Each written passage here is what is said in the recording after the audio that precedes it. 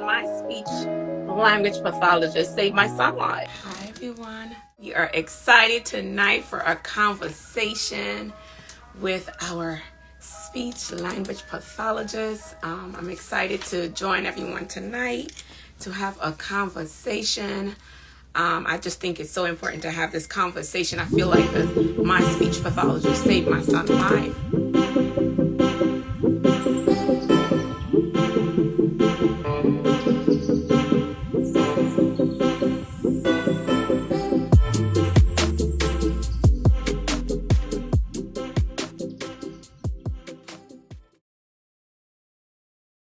Here she is. We're waiting on her. Hey there, Miss Lady. How are you doing? I'm doing fine. How about you?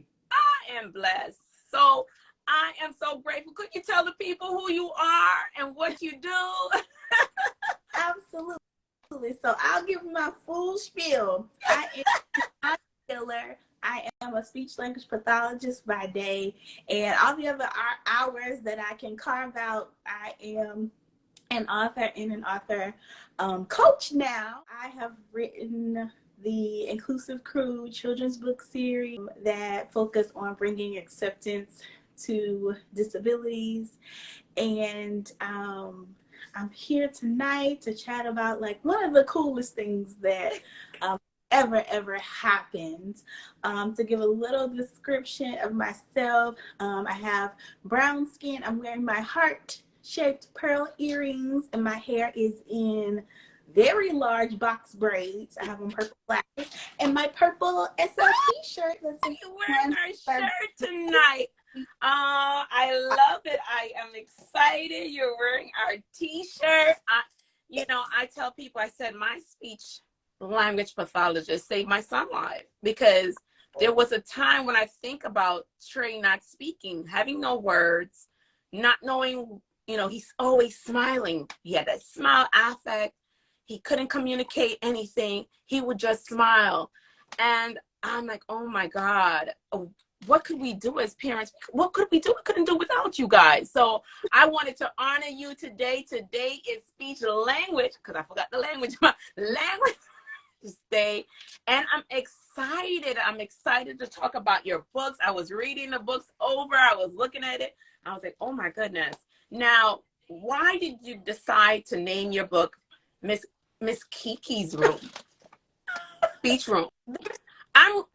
To be honest, I'm reading it and I'm like, what is your writing style? Because I'm reading it, I'm like, okay, I'm kind of dancing while I'm reading your book. It's like a song. Tell us about your writing style and why you decided to write these wonderful books. Okay, so I'll start with answering the question about Miss Kiki's speech room, because this is one of my favorite stories. Okay.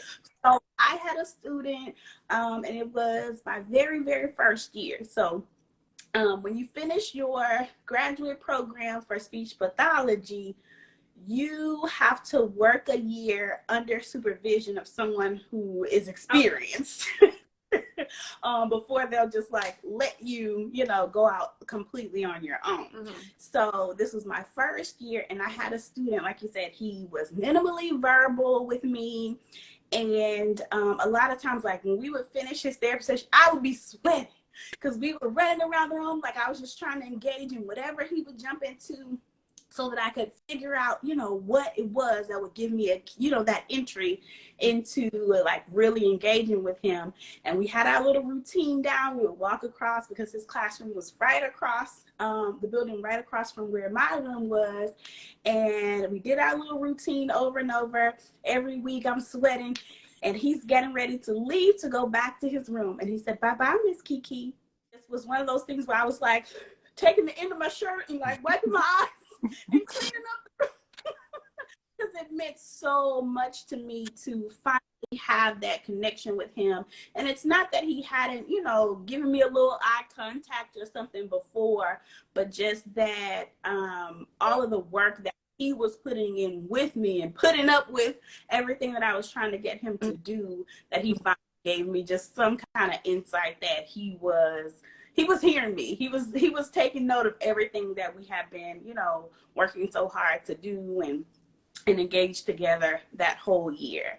Well, your saying a good point. They're still hearing you. And oftentimes, people think that they don't hear you, right? They think that you're not hearing you. And we have an echo. Mr. Samuel was trying to put on these two. Oftentimes, people think that a child that is nonverbal, that they can't hear what you're saying. They're not comprehending. They're not understanding. But they're understanding everything you're saying. Everything. You worked with him, you develop a routine with him, and now the first thing he's saying was "bye, Miss Key." Now that touched my heart. That touched my soul right there. Just to imagine a child finally saying something. Now, how did his parent react after hearing that their child performed by saying that phrase? I know for me, I would flip out. I would start crying, boo-hooing, because he said something. How did the parents react? So leaving my room, it actually was the paraeducator who picked him up from the room, because she had been helping, with that routine. Mm-hmm. So I wish it was one of the students where when I started doing teletherapy, a lot of times I could interact with the parents a lot more. Mm-hmm. But for that particular student, it was his paraeducator who was with him the whole school day, who was able to just kind of like pick up on that he said that, and of course celebrate with us. And then my eyes start sweating a little bit, and then I had to wipe it off and go on, with the rest of the day. But it was definitely touching, and that was what inspired that particular title. Now, the reason why it sounds like a song or a poem is because I wrote it to be that way. The writing style of my other two books is completely different. And I wanted to have, since it was my book with speech therapy highlighted in it, I wanted to have something that we could use in therapy. Mm-hmm. And so I felt like the rhyme would engage our kiddos that could hear and sit and listen to the story being read, but maybe couldn't decode and read it, themselves just yet. Mm-hmm. And then that's a skill that could be practiced in therapy. Oh, I heard the word y'all. Then there's haul. It's like a poem. It's rhythm. It makes your kids want to interact. It's, even with them with their book bags going to the room, they're getting ready for something, an amazing journey. I am thankful for that, because oftentimes, Trey had like 4 different speech pathologists before we found Miss Sherman. Thank God for Miss Sherman. And the interaction, it was so rigid. It was like, oh, we had a task to do, but you're making sure that they felt at home. They feel welcome. They feel like this is a safe space. I'm reading it. I was like, it is a safe space. They're comfortable for them to speak, even if they don't have words. They're comfortable, they're listening, they're interacting, because you provide that as a speech language pathologist. And it is speech language pathologists. They are. I keep on saying it. There's a quote in your book. It says, speech therapy is a dance and you dance it well. Why is that quote in your book? Now that's going to make me emotional. Like I mentioned before, during the program, you're like being intensively coached and taught. And so the closest thing I could say that it may relate to would be like nursing students who have clinicals where they have to practice nursing while they have their classes going on. Social workers, we have to do that too. Yeah, you get it. Like, yes. Like you're a student, but you also have to practice, get the science, and you have to like figure out how to make it go while being under, supervision. And so one of my supervisors who was at my university, shout out to the University of Louisiana at Lafayette, the quote is from her, and it was one of her notes to me while I was still a student. And it meant so much to me because it was one of those things that like you had to actively learn. Like, you have certain gifts that, you were just born to sing, or you were just born to this. You've been doing it since you could walk, or whatever it was. But like, this was something that I had to study. I had to actively, intentionally try to learn these different strategies, how each consonant sound is made, what parts of the tongue, you know, we had to learn the anatomy and physiology from the waist up so that we can know how people breathe and swallow. And so it was like a challenge for the first time in my life. I could count on probably one hand how many B's I made. This thing threw me for a loop, Tracy, and I was like, this is hard. My husband just popped in the room. He was my fiance at the time. I'd be crying on his shoulder like, I understand you. Right. 100%. I understand. I could share. I remember being in the last part of social work school and going up. I had a hill that I had to go up to Mount Sinai Hospital, and it was this hill. And Jamil was my fiance at that time, and I was working full time. I was going, and I just started crying hysterically. Like, God, I can't do this. This is too much. But, you know, it's God's plan. So let's talk about the little you, the younger you. Did you think that this, from the beginning, is this something that you always wanted to do? No, I went through so many things, right? Because, like, being a child, like I mentioned, I always had good grades. I caught on to things really quickly. I enjoyed teaching other people, and I do. I've always enjoyed it. If I know something good, I just can't hold it. I got to tell somebody. And so I was, from what my parents tell me, I was like in pre-K, like wanting to be the one on the first computers, the school guy, like teaching my classmates how to read and things like that. So I feel like I've always liked sharing knowledge. But I took the quiz, and it had a couple results. I think OT might have been on there for occupational therapy, and speech language pathologist was one of them. And I was like, what even is this? So I looked it up to see like how was the job described on what I could find on the internet. And I was like, this is it. I love language. I probably about to get in trouble correcting my family, you know, how they pronounce it my whole life.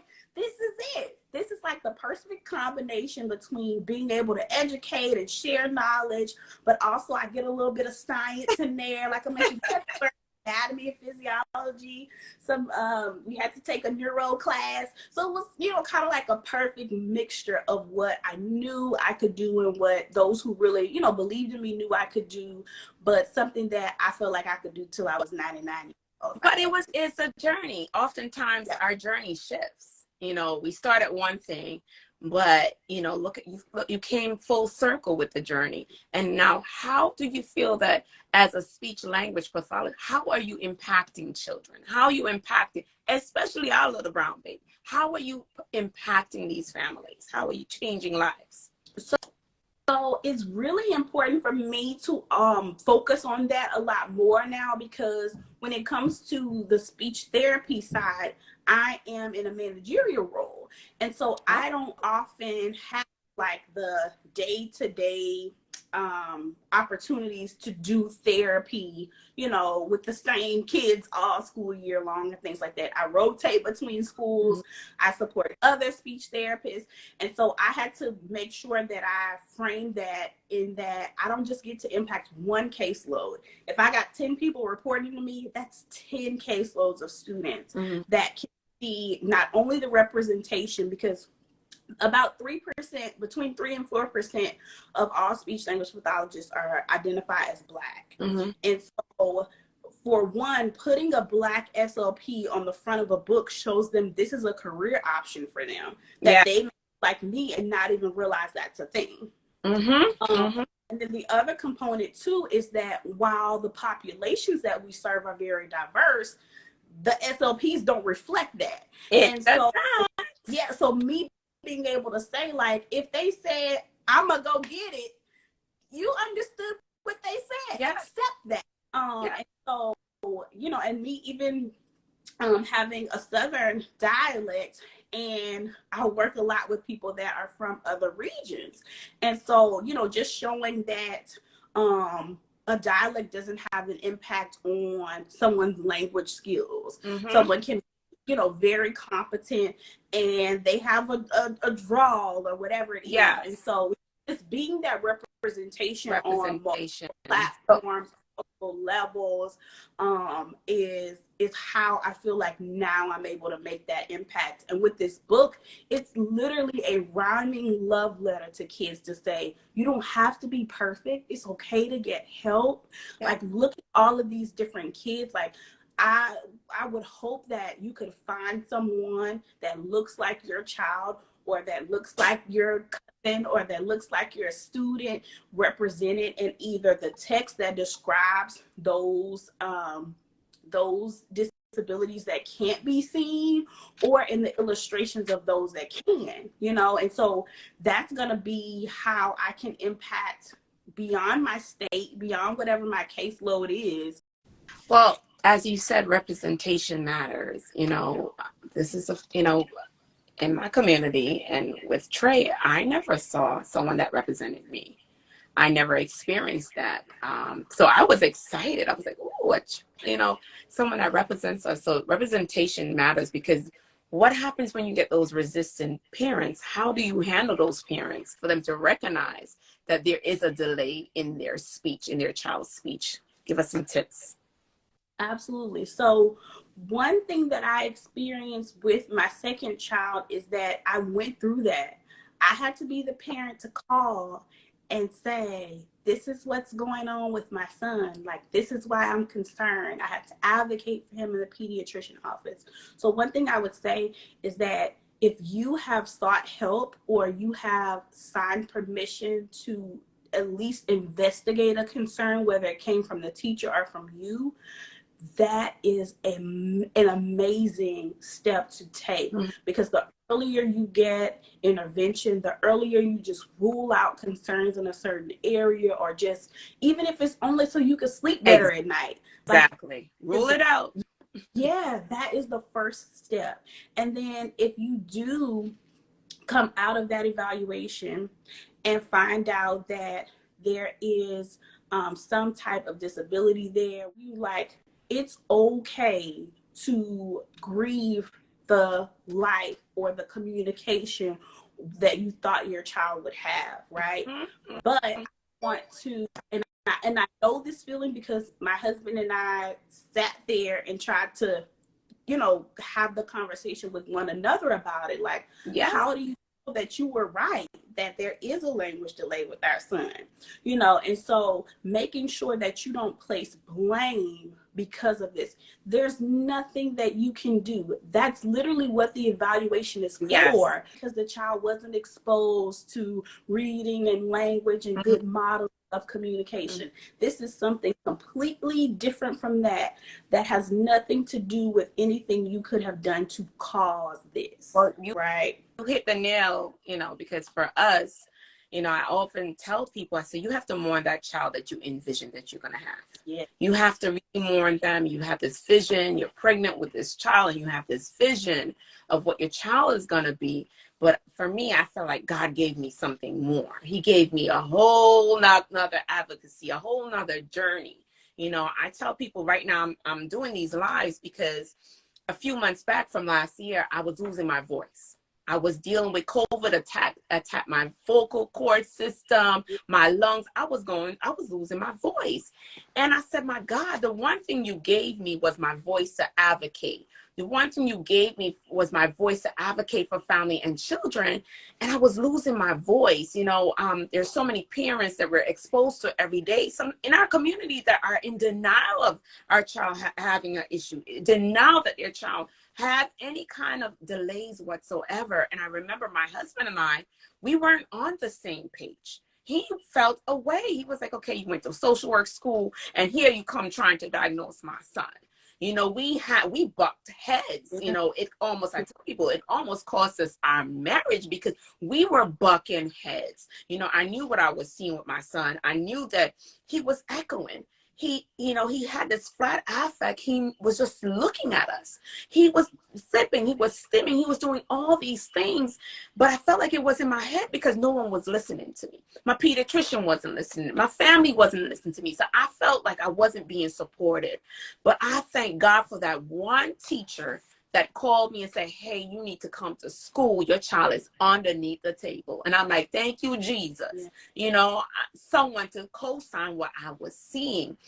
But when I went for the different meetings, there were so many other parents that they're getting the same diagnosis I'm getting. First, they said he had a speech and language mixed expressive language disorder, but I knew it was more than that. Mm-hmm. That's the diagnosis they initially gave him. And I remember going to the psychologist and she says, well, that's his diagnosis. I said, no, it's not. I said, he's stimming. He's doing all of these things as an autistic child. And no one wouldn't listen to me. But for me, and I tell parents, you can always rule it out. You can get a second opinion, a third opinion, anything that you need to sleep good at night. You know, you talk about early intervention. Our community is not getting that early intervention services because people are not listening to them. Yeah. For mental health, maternity health, our voice is not being heard. So for me, when I felt like I was losing my voice, I was like, oh no, I'm supposed to be an advocate. I'm supposed to talk about my journey when, for me, I feel like the speech pathologist saved my child's life, gave him back his voice. You know, you're giving back voices, you know, even if they're nonverbal and they're on an assisted device, they're able to type something and say something to their family. You know, it makes it I always say an ASD, it's on a spectrum. Every child is different. Every child with special needs is different. My walk with my child might not be the same walk as another ASD child. Another child with special needs, ID trait, also have intellectual disability. You know, I see other kids' progress and I'm like working on him, working on his different progress. He still has his stimming because we learned it this Mother's Day when we went away. We learned that he still had certain stimming behaviors. He saw something and he had a sensory overload, and we still had to figure out ways how to calm him down to address that sensory overload. So I thank you, because representation, seeing someone that looks like us, oftentimes families don't want to meet with people that don't look like them because they feel that they're just giving them a diagnosis, that, you know, they're just trying to label their children. But I tell them, I said, they're trying to help you. You know, they're really trying to help you to get the services, and it doesn't hurt to rule it out. If they say no, your child doesn't have this, it's not going to hurt them. You know, early intervention is the key, especially for our children in our community. You mentioned something too about the labels. So that part is really heavy, and I don't want to, like, you know, diminish or try to, you know, say anything that would take that away. It's heavy. And a lot of people have, you know, that trauma from either their own childhood or what they saw other people go through because of those labels. Yes. And so yes. Very important that we validate the concerns of people that say, like, I've seen what these labels have done to people. Yes, yes. That's why I'm afraid, you know. Yes, yes. The tears, you know, the different emotions associated with those things, that can come out as you're reading those reports and looking up information from all the different testing that's done. It's a lot to go through an evaluation. And so I think that having a child that either has an IEP or has some type of diagnosis, it teaches us to appreciate those small steps of progress that we, you know, have correct. Is the individualized part when it comes to any special education services, is that each child gets their plan. And my favorite to do is to empower parents to know their rights. Like they give you that booklet. It's very long. If you don't understand it, there's no shame to say, I don't understand what my rights are. Because when you think, sometimes, I know with Trey, you know, when I talk about the labels too as well, he had a different diagnosis. And if I didn't know and have the information, how many other parents have a different diagnosis, what it really isn't their child's diagnosis?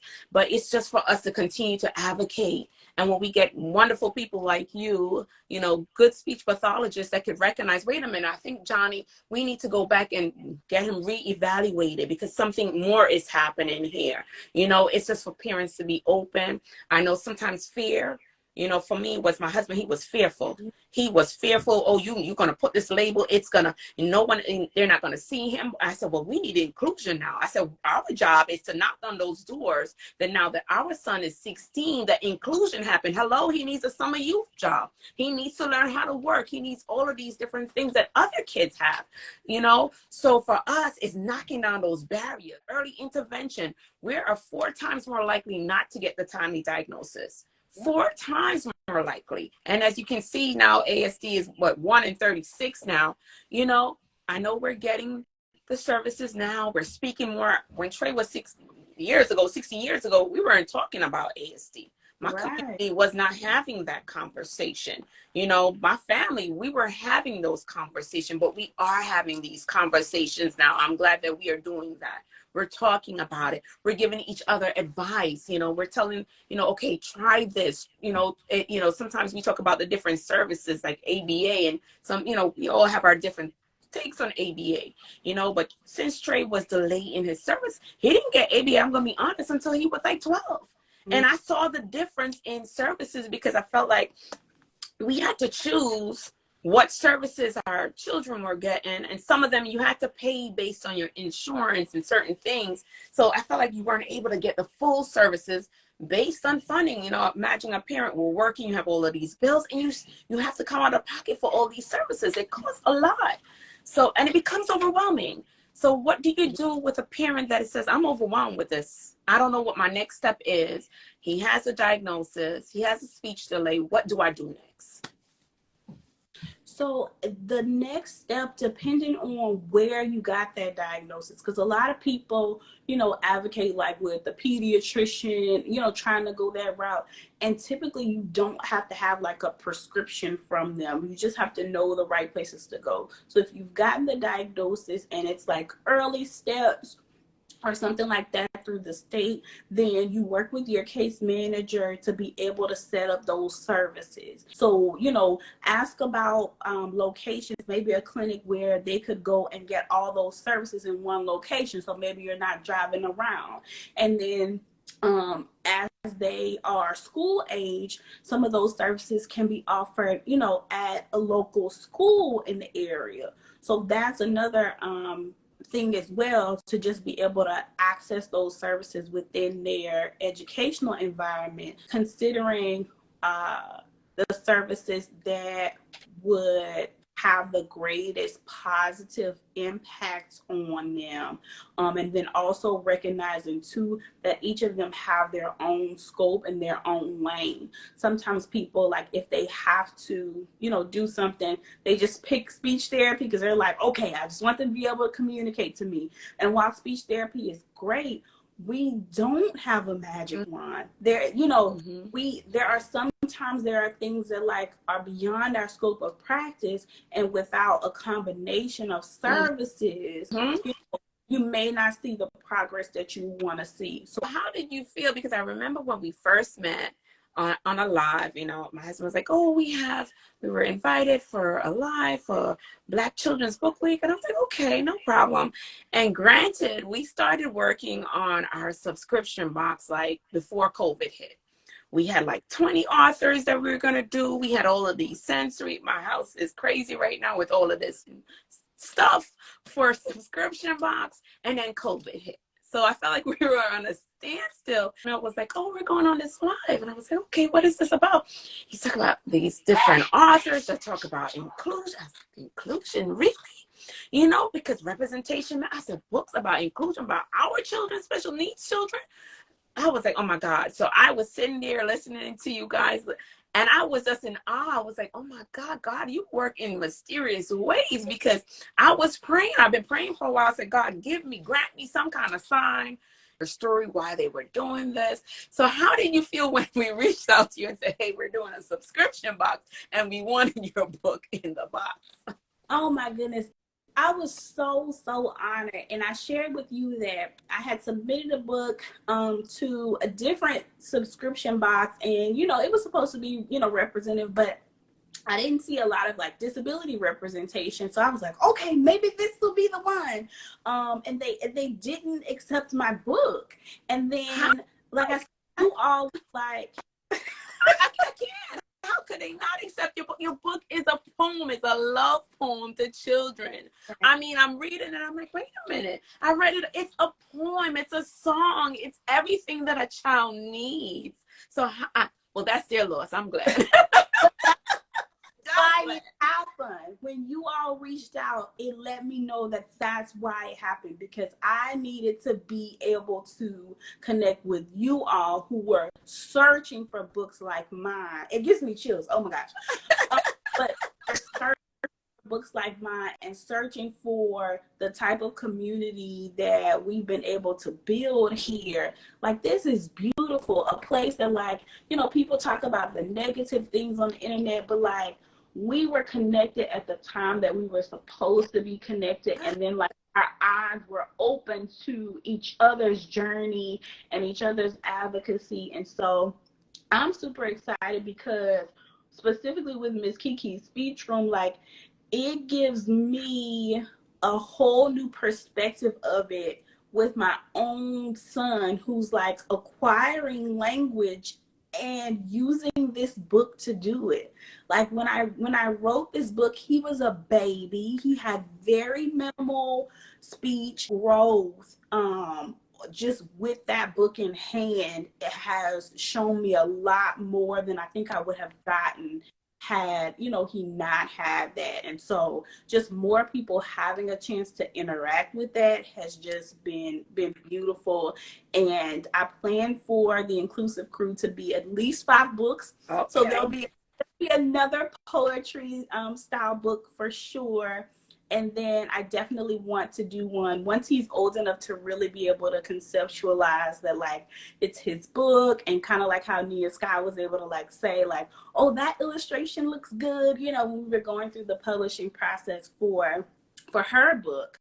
I want him to have that same opportunity. So, but it's a love letter. It is a love letter to your baby. And, you know, it's one thing to write a book, but when you experience the journey of a parent trying to get resources, trying to get services, you know, trying to get your child to have a voice, you know, even if it's on a device, you know, it's so important to us. You know, I remember the first time he said a whole sentence, I thought I was going to have a meltdown. You know, we were like, did you hear that? Yeah, you know, the thing to hear a child say a whole full sentence, you know, it's such an amazing thing. I know for Trey, he was delayed in everything. Like, he would slam his finger. We're waiting for him to say it hurts. It would be the late in the night, and like, okay, my finger. I'm like, oh my goodness, this is crazy. Not able to express that he's feeling pain, you know. So I thank you for.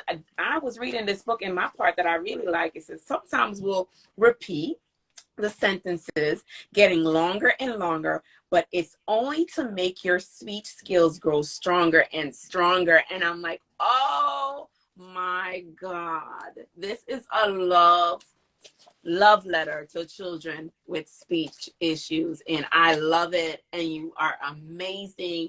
And I just thank you for being a part of our subscription box.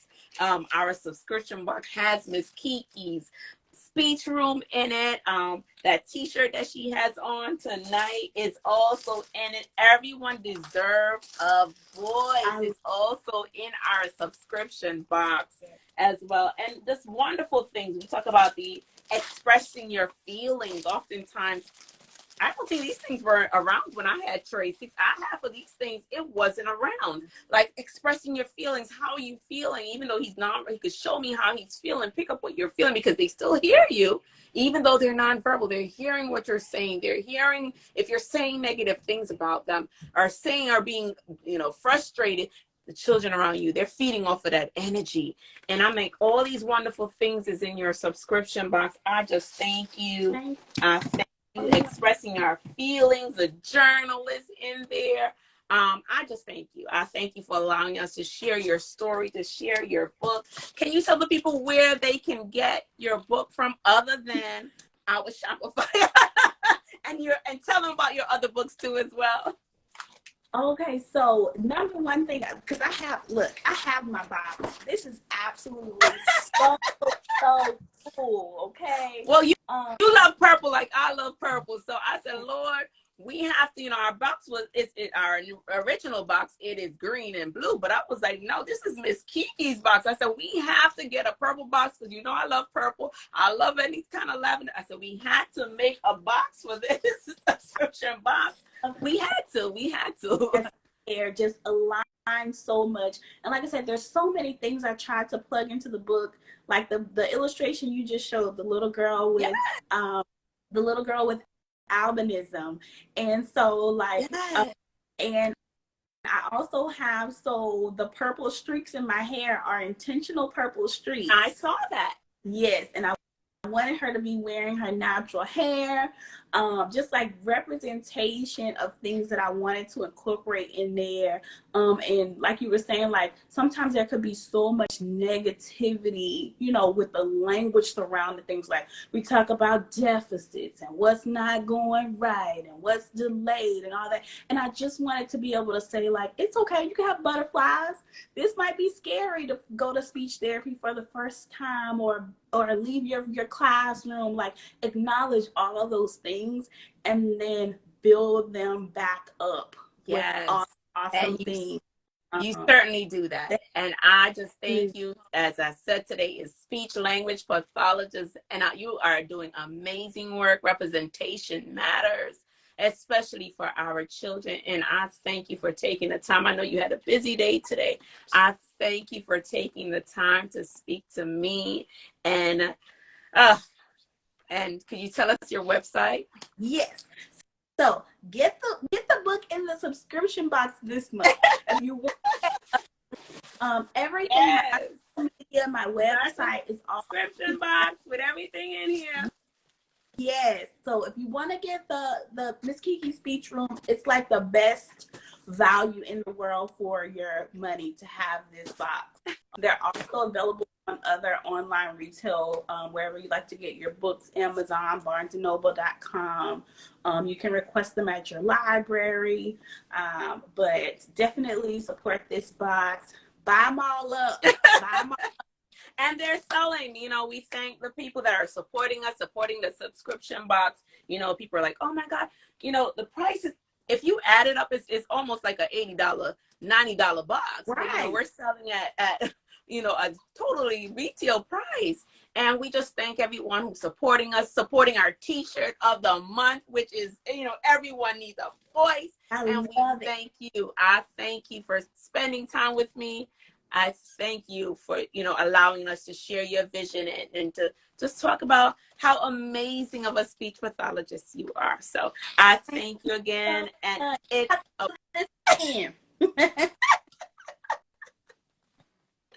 and it's a pleasure. I can't wait to come and visit you because you put all of these necklaces, and I was like, oh, we need to go and visit.